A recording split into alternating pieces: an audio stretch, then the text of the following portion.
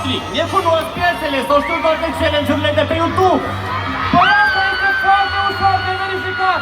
Includem câteva fragmente din piesele noastre și vedem dacă urmăritorii le cunosc, da? Super, prieteni, știți doar că Adi e foarte sceptic și mereu pune totul la îndoială. Așa că haideți să demonstrăm că voi chiar cunoașteți piesele noastre. DJ-ul va include câteva fragmente, iar voi, dacă știți, cântați împreună cu noi! DJ-ul, primul fragment! Pika, pika, Pikachu! Pika, pika, Pikachu! Pika, pika, Pikachu! Pika, pika, Pikachu! Pikachu, cu toți o cunoașteți, da? Hai să vedem! Să vedem următoarea piesă, o cunoașteți? Magia! Este planeta, este o planeta,